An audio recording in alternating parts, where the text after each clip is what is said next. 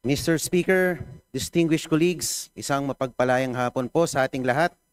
I rise to place on record this manifestation of support for Honorable Francisco Kiko Barzaga and to express my strong opposition to any move seeking his suspension from this august chamber. From Voltaire's philosophy of tolerance and freedom of expression, this line is often quoted, "I may not agree with what you say, but I will defend to the death your right to say it." The independence of the legislature ensures that members may speak fully, frankly, and fearlessly on matters of public interest. Honorable Barzaga's statements directed at alleged corruption within the government falls within the fullest and most urgent category of political expression. To penalize him for raising concerns on corruption, which the Constitution itself mandates Congress to check, is to subvert the very principle of parliamentary privilege. Mr. Speaker, 2004 pa lang po, andito na po ako bilang Chief of Staff po ng aking ama. Nakita ko po ang mga oposisyon na grabe magtuligsa sa administrasyon. Nandyan po ang mga magigiting na miyembro ng Makabayan Bloc na sila sa Turo Campo, Lisa Masa, Joel Berador, na talagang magigiting na mga figura ng oposisyon. Pero hindi naman po sila naharap sa mga ethics case, gaano man sila kaanghang magsilita laban sa administrasyon. My dear colleagues, Honorable Barzaga is seated in this chamber because the people of Dasmariñas City, Cavite, placed their trust in him as affirmed through the ballot. Article 6, Section 6 of the Constitution states that members of this House derive their authority exclusively from the electorate. Ano po ba ang mas mabigat na kasalanan? Ang magmiyaw o ang magnakaw? Ano ba ang mas mabigat na kasalanan? Ang mag-video at mag-selfie at mag-post ng pagkadismaya sa gobyerno, ang isang batang congressman? O ang ginawang sistematikong pagnanakaw sa gobyerno? O at pagsimot sa bilyon-bilyong pisong mga bilyon-bilyong piso sa kaban ng bayan sa pamamagitan ng mga ghost projects? Ang mga posts ni Kong Miao ay mistulang alingaw-ngaw lamang ng saloobin ng nakararaming mga Pilipino. To impose the penalty of suspension is to overturn the sovereign choice of the people. That remedy is reserved only for conduct so reprehensible and destructive of the institution that it overwhelms democratic legitimacy. No such circumstance exists here. Honorable Barzaga's only act was to express his views regarding corruption in government, a matter of public concern central to democratic oversight. Let not the House of Representatives be weaponized against its own members. Thank you very much, Mr. Speaker. Ito, si Congressman Barzaga. Pero dahil questionable para sa akin na minadali natin itong desisyon dahil ngayong hapon lang natin nakuha ang committee report na ito at si Congressman Barzaga lang ang sinampahan ng kaso ng Committee on Ethics. Ang boto ko ay no, lalo na dahil inuuna natin ang kaso niya kaysa sa mga mas seryosong isyong kinakaharap ng isa sa mga kasamahan natin. Isang kapwa kong Batanggenyo na nandito ngayon na bumoto sa kaso ni Congressman Barzaga. Hindi ba nakakahiya maging miyembro ng Kongreso dahil parang naging normal na meron tayong isang kasamahan na inakusahan na nagbayad para sa mahigit 100 billion pesos ng mga kontrata sa DPWH?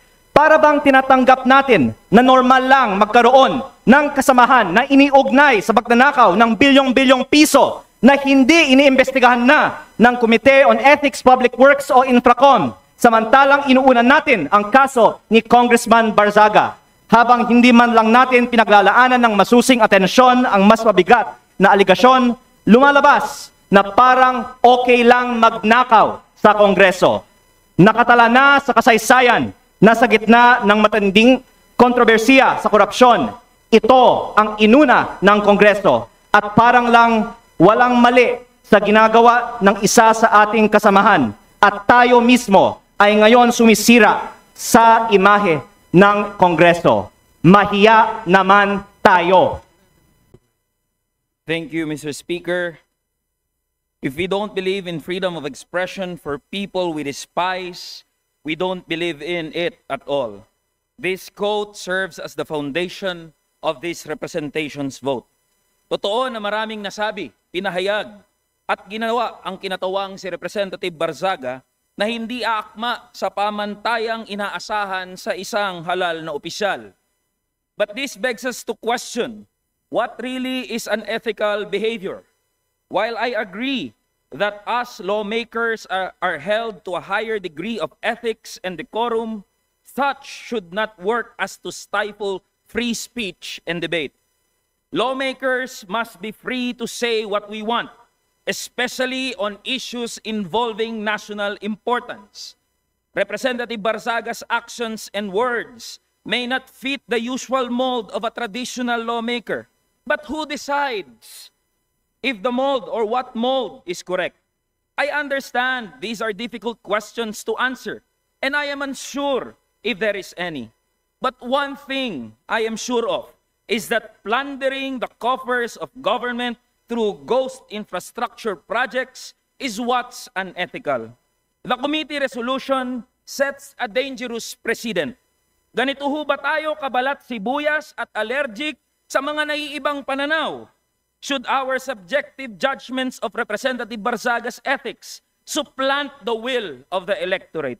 Hayaan natin ang mamamayan ng Dasmariñas ang humatol sa mga ginagawa ni Representative Barzaga.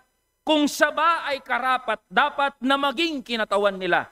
My dear colleagues, let us not erode whatever little trust that the public has left for this House.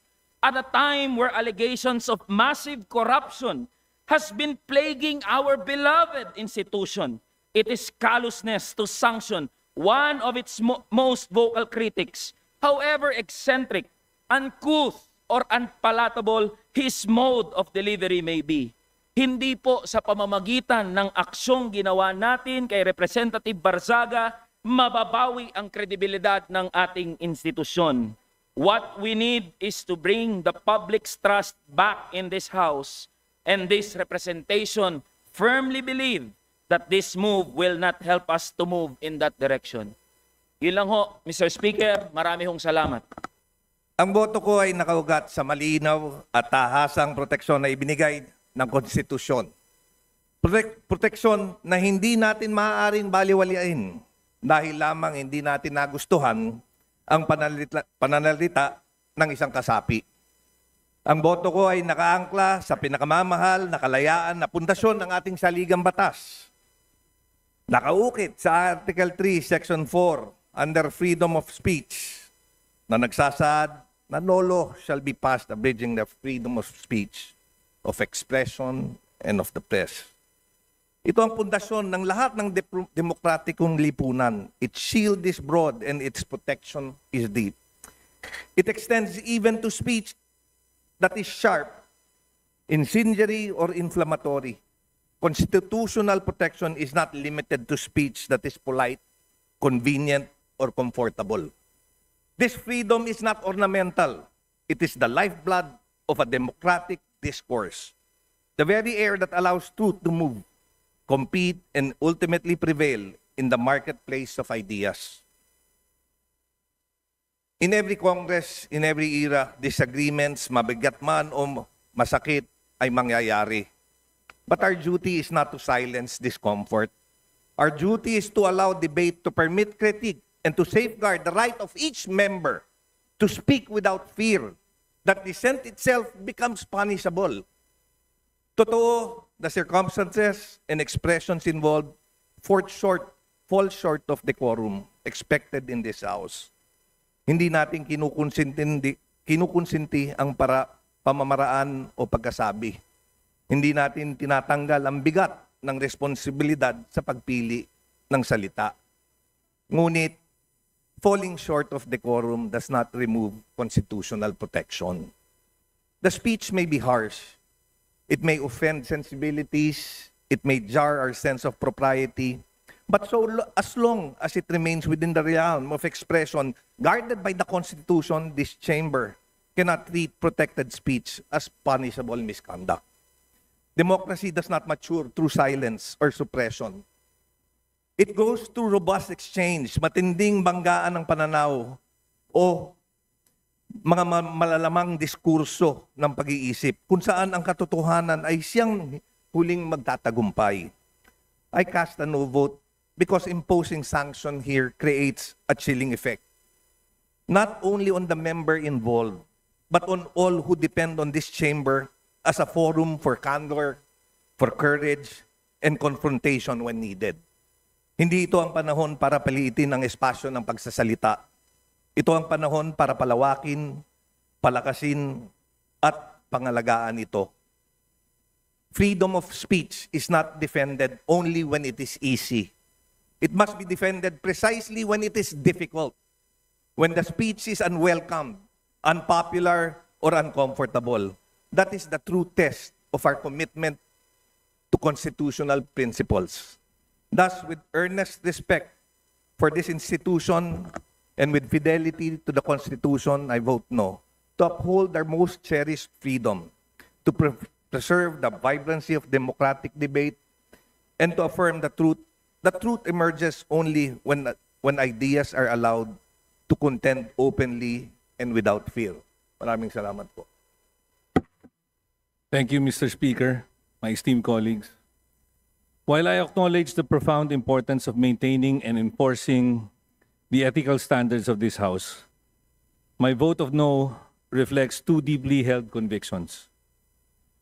First, although the respondent's conduct was inappropriate, crass, and unbecoming of a member of Congress, I respectfully submit that the proposed 60-day suspension is grossly disproportionate to the offenses alleged.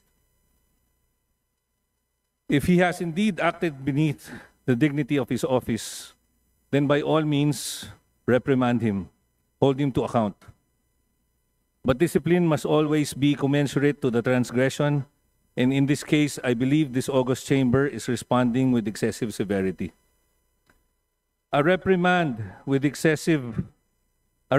being the initial and least severe action should have been the proper first recourse, especially where the conduct, while objectionable, does not involve corruption, criminality, abuse of authority, or behavior so grave as to render a member unfit for office.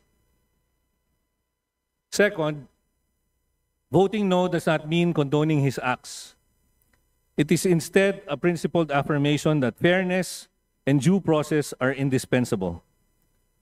The resolution before us does not specify the precise acts for which Representative Barzaga is to be sanctioned. Without such clarity, how can he meaningfully defend himself before the entire House? The most basic tenets of due process require that any member must be informed of the specific statements or posts deemed punishable before the harshest penalty, short of expulsion, is imposed. If this House demands accountability, then we must likewise ensure fairness. Otherwise, we undermine the very integrity we claim to protect. Finally, this vote is also my gentle appeal to this chamber to recenter its energy on the people's mandate.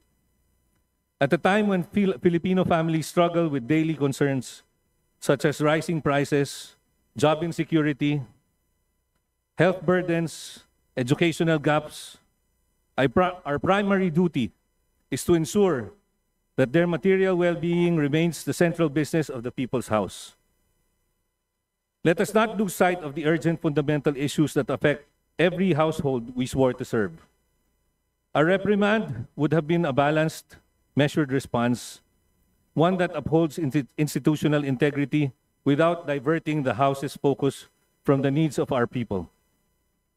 For these reasons, I register my view that a reprimand, not suspension, would have been the appropriate, proportionate, and constitutionally sound response under the circumstances. Thank you.